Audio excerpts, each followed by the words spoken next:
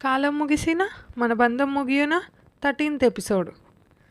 మధుని సూటిగా చూస్తూ నేను ఒక్క మాట అడుగుతా, నిజం చెబుతావా అడిగాడు కిరణ్. అంటూ తలూపగా, ఆ ఫొటోస్ నువ్వు నమ్మలేదు నాకు తెలుసు, బట్ అవి నీకెవరు పంపించారో చెప్పు. ఊహించని ప్రశ్నకు తెలీదు అంటూ చేతులు నలిపేసుకుంటూ సమాధానం ఇచ్చింది మధు. నీకు తెలుసు అని నాకు తెలుసు అంటూ కార్నర్ స్మైల్ ఇచ్చి మధు చేయి పట్టుకొని లాగాడు కిరణ్. మధు వెళ్ళి కిరణ్ మీద పడగా తనని చుట్టేసి బెడ్పై వాలాడు కిరణ్. ప్లీజ్ అంటూ మధు లేస్తుంటే మధు పెదవులపై వేలు పెట్టి గుండెలపై తలపెట్టి కళ్ళు మూసుకున్నాడు కిరణ్. ఇద్దరికీ నిద్ర రావడం లేదు. అరగంట తర్వాత మధు కిరణ్ తలపై చేయి వేసి నిమురుతుంటే ఇద్దరూ గతంలోకి జారుకున్నారు. ఏ మధు లేవవే, స్కూల్కి టైం అవుతుంది. భువి, గీతు లేవండి, మీకన్నా చిన్న పిల్ల ధరణి లేసేసింది అంటూ మహతి లేపుతుంటే మా ఇంకాసేపు ప్లీజ్ అంటూ మధు గీతు ఒకరిపై ఒకరు కాళ్ళు చేతులు వేసుకొని అడ్డదిడ్డంగా పనుకున్నారు. భువి ఫుల్గా బ్లాంకెట్ కప్పుకొని సింగిల్ బెడ్పై పనుకొని ఉంది. మీతో నా వలన కాదు, ఆడపిల్లలేనా మీరు, కాసేపట్లో డాడీ వస్తారు అని మహతి అంటుంటే దెబ్బకి లేచి కూర్చున్నారు ముగ్గురు. మీకు ఆయనే కరెక్ట్ అంటుంటే అమ్మ కాఫీ అంటూ తూగింది మధు. పాలు తాగవే అంటే కాఫీలు కావాలి దీనికి అని కాఫీ అందించి గీతుకి పాల గ్లాస్ ఇచ్చింది మహతి. భువి లేసి బ్రష్ అయి పాల గ్లాస్ తీసుకొని బర్రెలలాగా మొహం కూడా కడుక్కోకుండా ఎలా తాగుతారే అనింది. ఇలా అంటూ ఇద్దరు గ్లాసెస్ పక్కన పెట్టి నీ అంత నీట్నెస్ నా వలన కాదు అని మధు టవల్ అందుకొని ఫ్రెష్ అవ్వని వెళుతుంటే నీకు బద్ధకమే అంటూ ఆలోపు బ్లాంకెట్ సర్దేశారు. ముగ్గురు ఫ్రెష్ అయ్యి యూనిఫామ్ వేసుకొని బయటకు వచ్చి టైం చూసుకొని టైం అయిపోయింది మమ్మీ, లంచ్ బాక్స్ అయ్యిందా అని గీతు అంటే ముందు మీరు టిఫిన్ చేయండి, ధర్ని రెడీ కూడా అయిపోయింది అంది మహతి. డైనింగ్ టేబుల్పై టిఫిన్ చేస్తున్న ధర్నీని ముగ్గురు గుర్రుగా చూసి తలో దిక్కుపోయారు.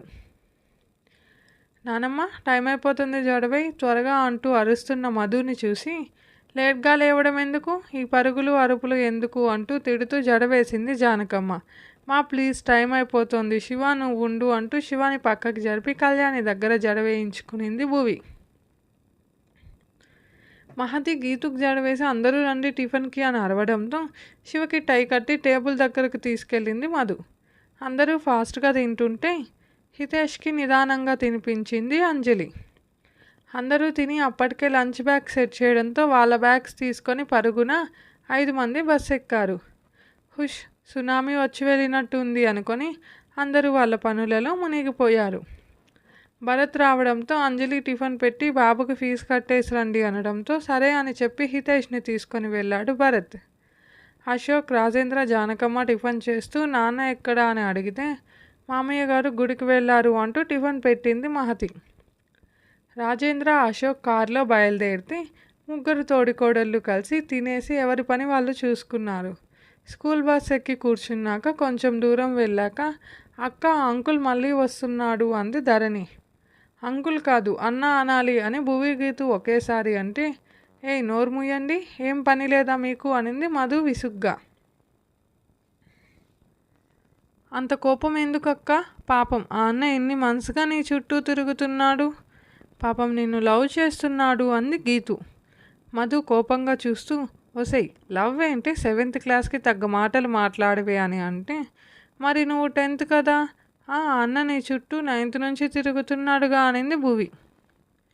ఇంకొక మాట మాట్లాడినా ఈ డిస్కషన్ ఇంట్లో చెప్పుతా అంది మధు కోపంగా. ఇక సైలెంట్ అయ్యారు ముగ్గురు.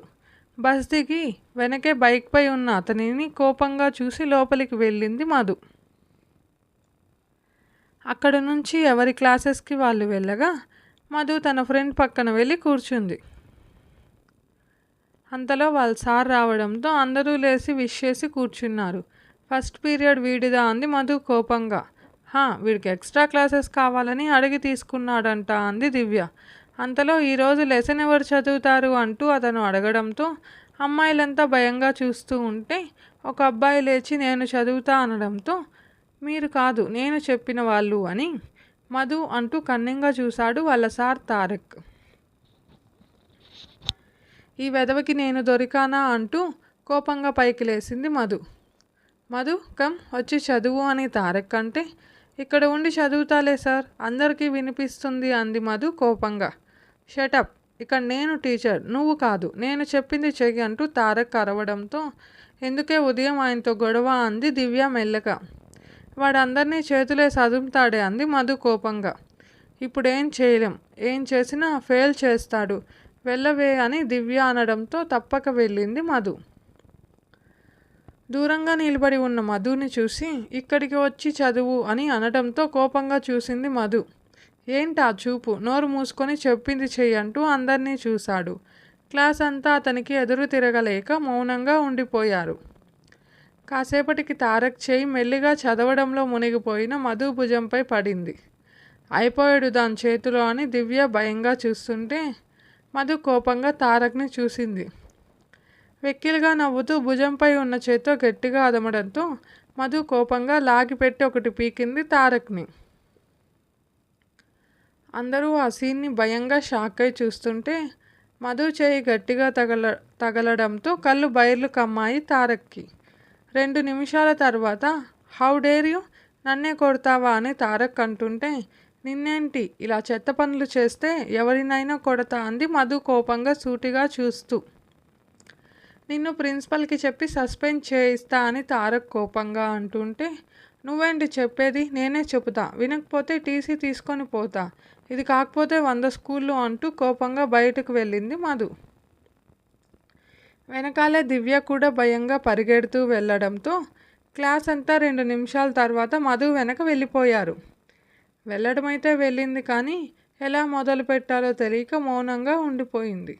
ప్రిన్సిపల్ అందరినీ చూసి, ఏంటి అందరూ వచ్చారు, క్లాస్ లేదా, మీకు ఇప్పుడు క్లాస్ తీసుకుంది తారక్ సార్ కదా అంటూ ప్యూన్ని పిలిపించి తారక్ సార్ని పిలిపించింది. What is this Tarak sir అని ప్రిన్సిపల్ అంటే, నాకేం తెలియదు మ్యామ్, చదవలేదని అడిగిన దానికి నాపై చేయి చేసుకుంది మధు అన్నాడు తారక్.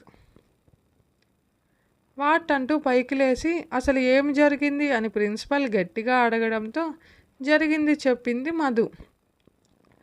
నో, అదంతా అబద్ధం అని తారక్ అంటుంటే మధు, ఆయన మీ సార్, అలా ఎలా చేసుకుంటావు అనింది ప్రిన్సిపల్ కోపంగా. సారీ మ్యామ్, చూడకుండా తగిలితే పోనీలే అని వదిలేయచ్చు, బట్ ఈయన 2 ఇయర్స్గా ఇలానే ఉన్నారు. ఎవరైనా ఎదిరిస్తే ఫెయిల్ చేస్తామని బెదిరించేవారు, బట్ ఇన్ని రోజులు నా జోలికి రాలేదు కాబట్టి మౌనంగా ఉన్నాను. ఈరోజు నాపై చేయి వేయడంతో ఇలా చేశా అనింది సూటిగా తడబడకుండా. మధు చూపులో షార్ప్నెస్కి ఇంకేం మాట్లాడలేక అందరినీ చూసింది ప్రిన్సిపల్. అందరూ మౌనంగా ఉండడంతో, చూడండి, ఇప్పుడు నిజం చెప్పకపోతే తప్పు నాది అని సస్పెండ్ చేస్తారు, నాకు ఈ స్కూల్ కాకపోతే ఇంకోటి, కానీ మీరు ఇలా మౌనంగా ఉన్నంతకాలం మనల్ని ఏదో ఒక విధంగా ఇబ్బంది పెడుతూనే ఉంటారు. మనలానే మన సిస్టర్స్ కూడా ఉన్నారు, వాళ్ళు ఇలా బాధపడాలా అని మధు అడగడంతో అందరూ ధైర్యం చేసి తారక్పై కంప్లీట్ చేయడంతో, ఓకే మీరు క్లాసెస్కి వెళ్ళండి అని అందరూ వెళ్ళాక, మీలాంటి వాళ్ళు మా స్కూల్స్కి అవసరం లేదు అంటూ సెటిల్ చేసి అశోక్కి ఇన్ఫామ్ చేసింది ప్రిన్సిపల్. తారక్ కోపంగా బయటకు వెళ్ళడంతో ఈవినింగ్ భువి గీతు విషయం తెలుసుకొని మధు దివ్యతో మాట్లాడుతూ బస్ కోసం వెయిట్ చేస్తూ ఉన్నారు. అంతలో అక్కడికి తారక్ కన్నింగా నవ్వుతూ మధు వైపు వచ్చాడు. ఇదే ఫ్రెండ్స్ ఈరోజుటి స్టోరీ.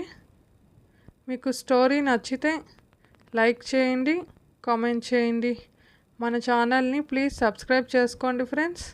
Thank you.